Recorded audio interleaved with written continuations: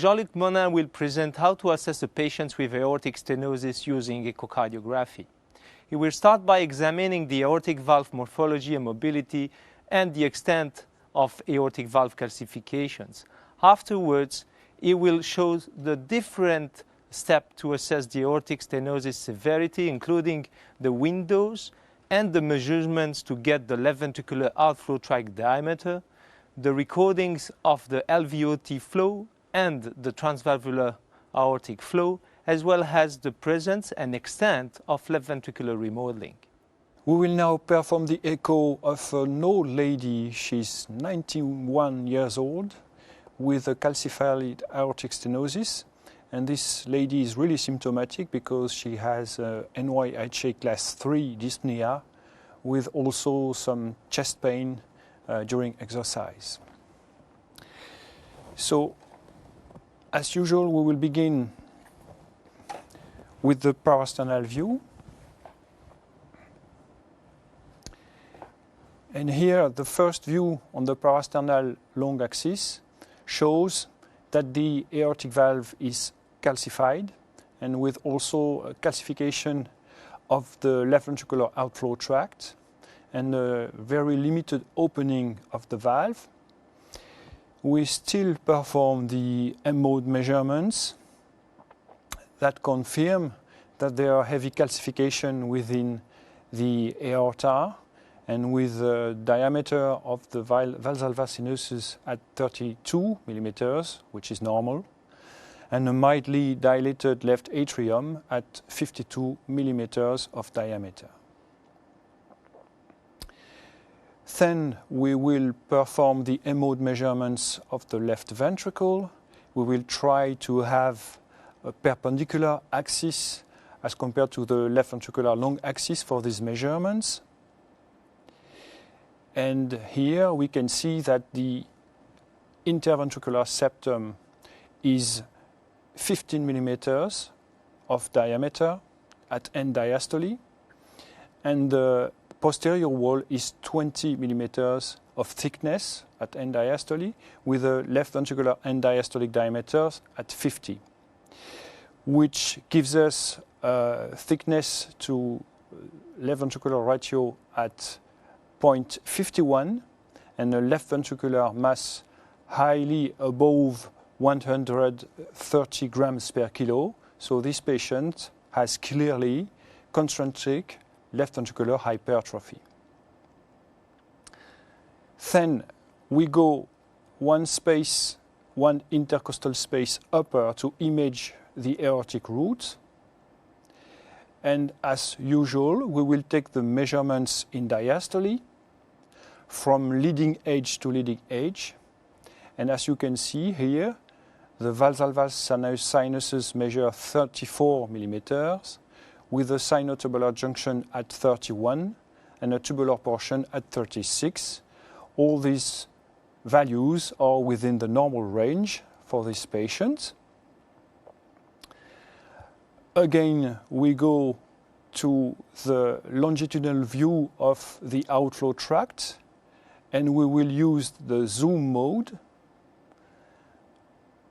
to measure the outflow tract diameter. It's better to say that we will measure the virtual basal ring of the aortic valve, and the measurements is opposed to the technique that we used formerly to measure the aortic root. In this case, we will measure in systole with the valve opened, and we will measure from inner edge to inner edge and parallel to the plane of the valve. Here we have one first measurement at 24 millimeters, a second measurement around 22. We cannot underestimate this measurement by echo. Clearly, this is rather underestimated as compared to CT scan, and we will finally take the value of 23 millimeters for this virtual basal ring diameter, which will be used for the calculation of the aortic valve area by the continuity equation. Then we move to a transverse plane to have an en-face view of the valve, and as you can see, the valve is heavily calcified. We can also see the ostium of the right coronary artery. The opening of the valve is severely reduced here with a calcium node on the right coronary cusp. And we will also image the left ventricle on this transverse view, which again shows that there is a severe concentric hypertrophy of the left ventricle with a small pericardial effusion here in this patient who is probably in a state of heart failure. Now we move to the apical views, and again in this four-chamber view you can see that the myocardium is severely hypertrophied and that the ejection fraction seems preserved. Afterwards, we move to the two-chamber view again. That gives the impression that the ejection fraction is preserved, but we will see afterwards that the longitudinal function in this patient is severely impaired in contrast to the ejection fraction, which is preserved. And here, the three-chamber view enables to check that there is no subvalvular obstruction, and you can also see that there is heavy calcification at the valvular level, but also at the junction between the aortic valve and the mitral valve, and in the outflow, in the left ventricular outflow tract. The color Doppler shows that there is almost no aortic regurgitation and a very trivial mitral regurgitation.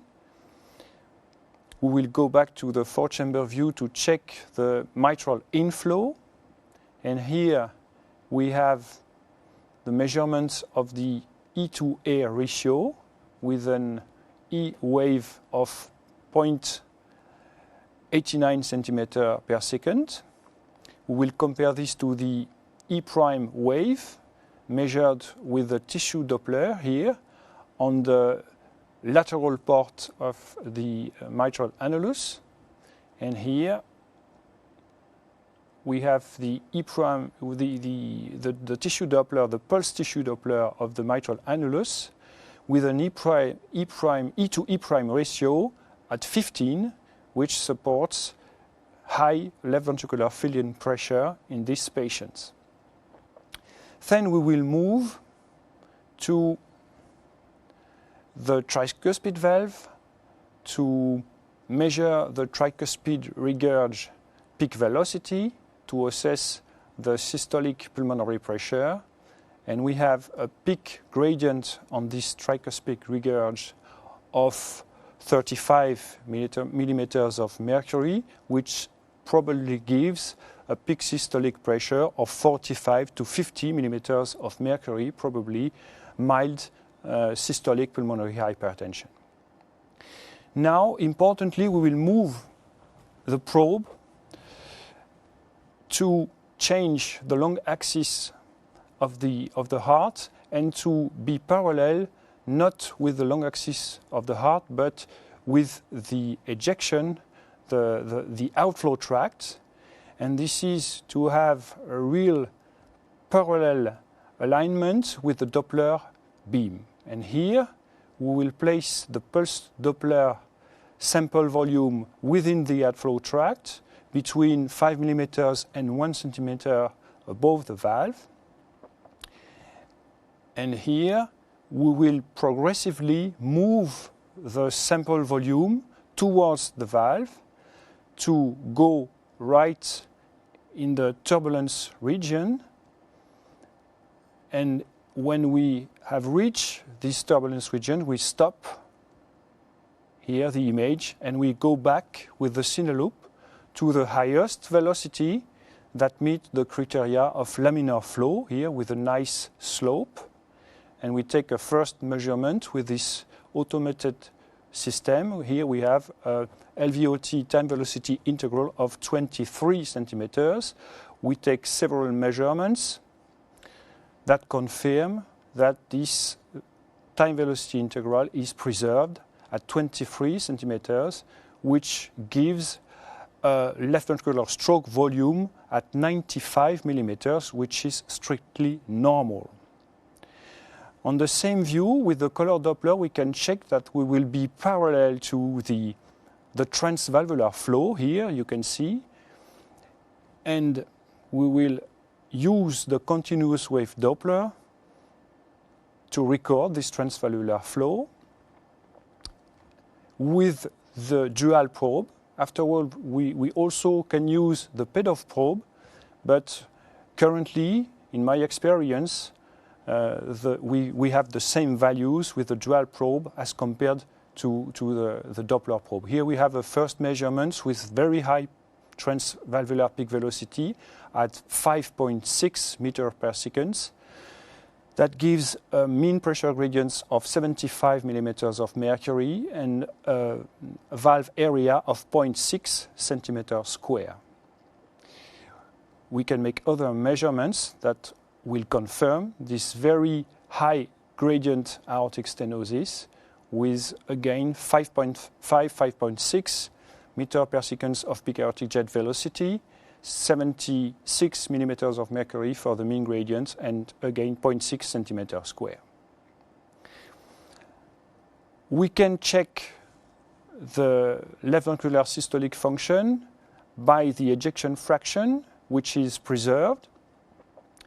Here we have a measurement with a biplane Simpson methods that gives an ejection fraction of 53%, which is within the normal range.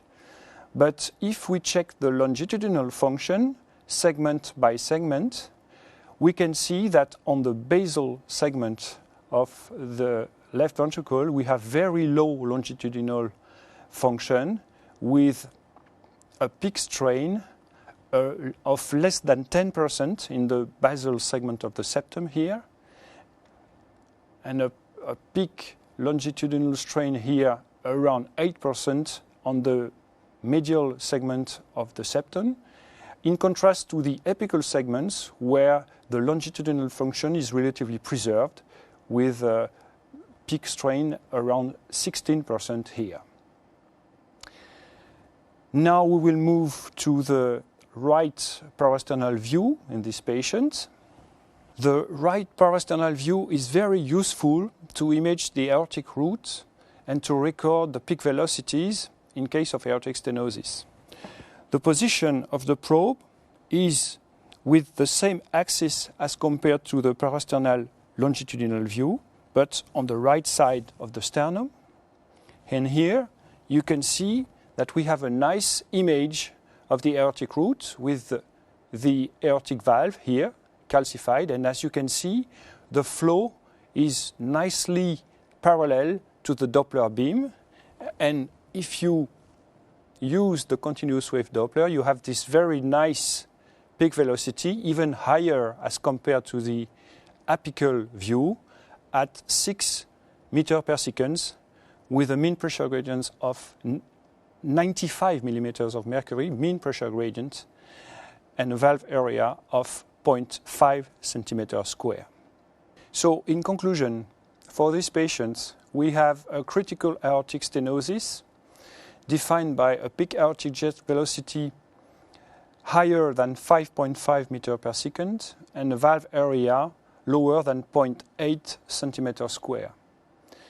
The left ventricular ejection fraction is preserved in contrast to longitudinal function, which is impaired in the basal and middle segments, probably due to fibrosis. And in these patients, who is symptomatic at 91 years old, we will discuss the best management between classic open chest surgery and transcatheter aortic valve implantation. So what are the key messages of these examinations? When assessing aortic stenosis severity, you must use multiple acoustic windows, and you must report 4 features: the stroke volume, the highest transaortic velocity, and the windows to get this velocity, and the aortic valve area.